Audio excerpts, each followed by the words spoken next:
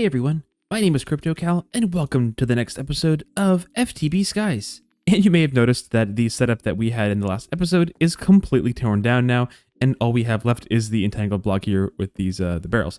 And that is because we have all the polonium and plutonium that we're going to need to build the SPS chamber. We have 345 polonium, which I believe is 5 stacks and a little bit, which is plenty.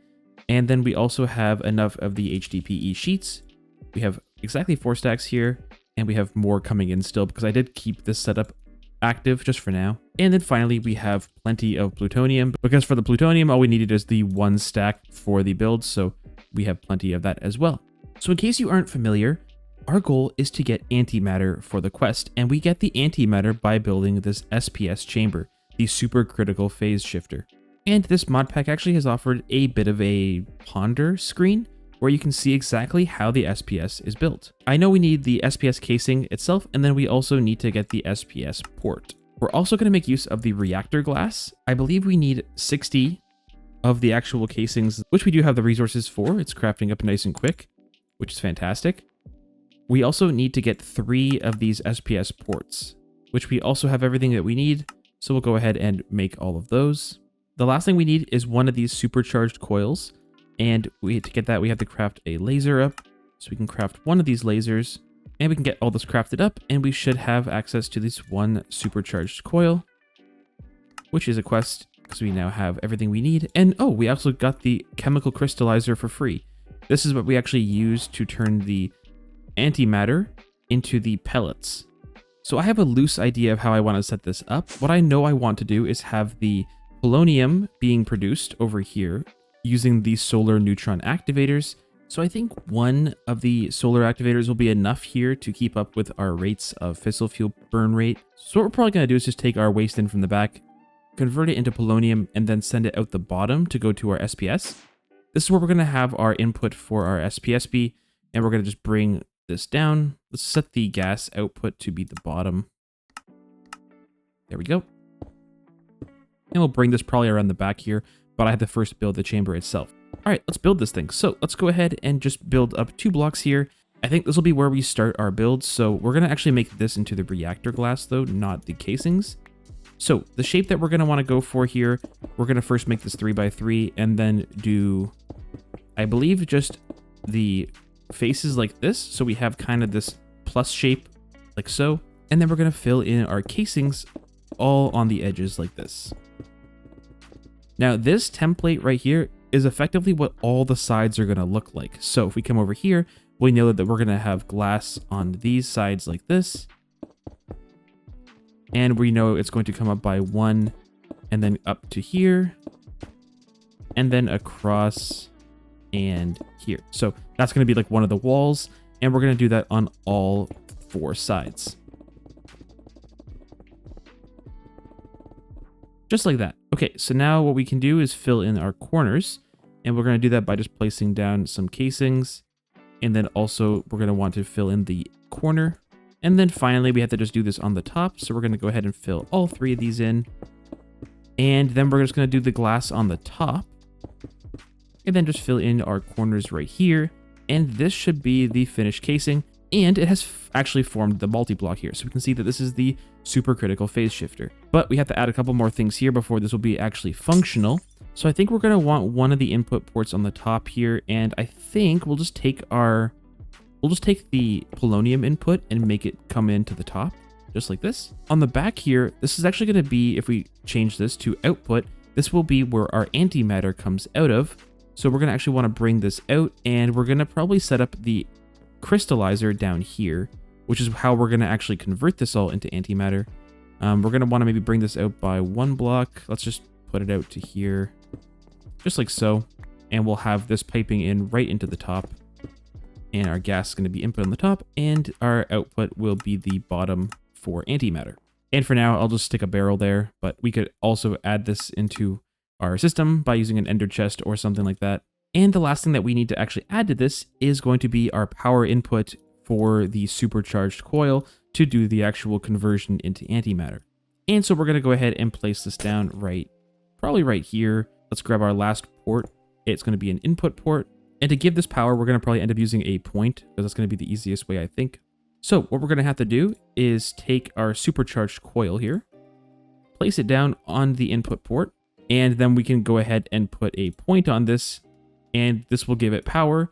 We have no polonium coming into our system just yet, so there's going to be nothing that actually goes on, but we are already outputting our transfer limit here, which is actually not what I want. We're currently, I think, filling the buffer here. Yeah, there's a buffer on this port of 400 million, and the SPS can take an absolute ton of power, so we're going to have to manage our power pretty closely. Now, we do have a decent buffer of power already, I believe. If we come in here, we should see that we have a few billion FE, which is not going to be too bad, and we have an input of 650, so we have a little bit of buffer to use up before we have to drop it, but I think what we're going to go ahead and do with the power then, so preemptively, I want to limit our power here to a certain amount so we don't oversend power that we don't actually have. But we have a bit of a buffer that we can use up, so I'm going to maybe start this off by sending 5 million or so FE per tick. But what I'm going to go ahead and do with this is I'm going to set this to be the lowest priority that we have. And I'll do that by sending this to a -10. So theoretically, even though we have this set to 5 million FE, everything else in the base that needs power should be getting power first before it sends it to the reactors. So that way it'll just make sure that all of our other important machines are powered, and any excess power will come right into our SPS. We also have to give a little bit of power to our crystallizer here, so we're going to go ahead and just do that. And that should be pretty much it. Whew, I'm excited. Okay. All right, so we're basically almost at the point where we can start producing this stuff. So without further ado, let's go ahead and turn our reactor back on really quick. And there we go. Everything is stable, which is fantastic. And if we come back over to our SPS, it should be on, which it is. And we should see antimatter start to build up in here. We have 17 millibuckets of antimatter, and that is going to be turning into a 1 crystallized amount once it gets to 1,000 millibuckets. So that's going to take quite a while, which is why I'm setting this up now. So hopefully this will continue to run in the background. But we're going to have to make sure that we keep an eye on our power, because our power is going to be draining quite quickly, because we only have 650,000 coming in, but 5 million going out. Turn it down a little bit here. And as we work on our other quests, this will work in the background, which is going to be nice. Yeah, for the end quest here, we need 5 pieces of antimatter. So the next thing that I want to get to now that the SPS is up and running is I want to come in here and take a look at this quest right here. And that is going to be the 100 buckets of ether gas.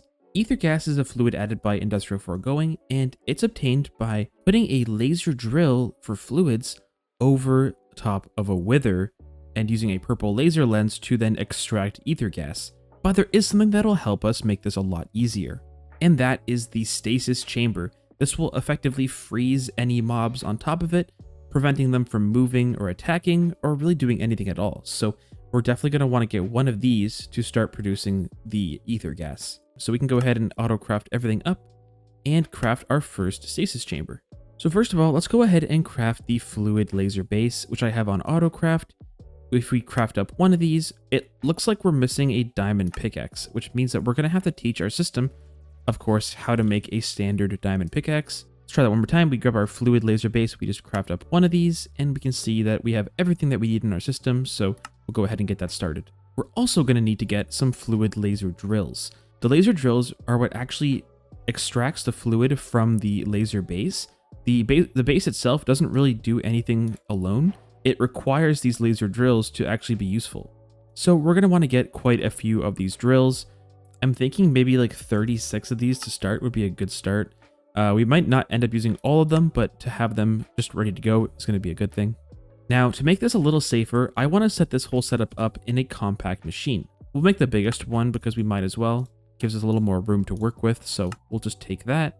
We're also going to want to get probably an ender tank. This is how we're going to pipe our fluids out of the compact machine, and the channel I'm going to use for those is probably going to be light blue. So these will be containing our ether gas once we're producing it, and we're also going to want some add-ons. So now it's just a waiting game for everything to finish crafting up. So funny enough, while that's all crafting up, I have a bit of a dumb idea on how I can remind myself to sleep at night to keep this thing producing. And because I can't seem to get the sunrise tablets working, our next best option is probably going to be just reminding me to sleep once it's nighttime. I think what we're going to go ahead and do is set up a little logic circuit like this, And we're going to go ahead and place a barrel in, and we're going to try and get this to a power of 5. There we go, 5. So when this basically drops below 5 power, which means that it's nighttime, we're going to want this to go into a block, which doesn't really matter. Let's just grab a terracotta block out. A redstone torch to flip the signal. So that's off right now. And then we're basically going to place an alarm down right here. This is an industrial alarm from Mechanism, and this just makes a really loud sound once it is given redstone power. So I'm hoping that when this drops below a certain value, we should start to hear this alarm going off all over the place. If it gets too annoying in the videos, I'll just turn it off, obviously, but I wanted to see how far the range was and if it was an effective solution to remind me to sleep. Anyways, it looks like all of our add-ons here are done, which also means that our drills are also probably done. So let's go ahead and grab all of our add-ons out of here. And now we just need to go ahead and grab our drills. All 36 of them. And that's going to be a quest here that we can grab. Ooh, and we can choose which lens we want as a reward. Well, then I'm going to go ahead and get the purple laser lens. Normally, you would go ahead and craft up 4 pieces of stained glass with the dye and a little bit of latex inside of the dissolution chamber, and that provides the laser lens. So I think we have everything that we need to get started here, and I think we'll go ahead and set this all up inside of the main building right here. We'll probably just put it in the wall, honestly. And we can just go inside, and we're also going to want to make sure that this is chunk loaded because we want this to be running all the time. And our first step is going to be to set up our stasis chamber. So this is going to be the most important part of this. We never want this to not be powered. So what we're going to want to do here is set the priority for this to be super high. So this is always going to be chosen as the priority, but that should be sufficient for keeping our wither in place. So let's get the stuff out to summon the wither. We should have a couple of wither skeleton skulls here. Before we summon the wither in though, let's go ahead and set up our drill. So our drill is going to be stationed right above our wither, 3 blocks above. We'll go ahead and break these blocks, and our drills are going to be facing into the laser base. So for example, if I take this out here, if I turn on my particles a bit, you can see that there's some particles going between the drill and the laser base. That means that this is connected, and it sees that the laser base is a target for this drill, and it's trying to drill into the base. But we don't have any power in this as well, so it's not doing anything currently. But what we can go ahead and do is set all the drills up just around it like so. And we're actually going to fill in these middles as well, but I just wanted to show what this looks like. And these can reach up to 3 blocks away, I believe. So even out to here, you can see the working area for the drill is it just encompasses the laser base. So this is about as far away as the drills can be. So that is a pretty good setup here. These should all have the targets, and they should all be able to see that drill. And this is going to be a very fast setup, so I don't even know if this is going to be required. Maybe we'll just take off the edges here. We don't really need all of these, but that I think should be sufficient for speed. But what we're going to want to do now is place the ender tank on top, and we're going to set the laser. So we'll put the purple laser lens inside of the base here. And then we're going to want to set the output to push out the top. Now I got the fun process of going through and giving all of these some add-ons.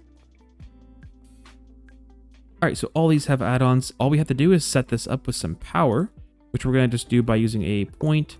And I do want to make sure that we're not overusing our power here. So let's go ahead and just set all this up really quick.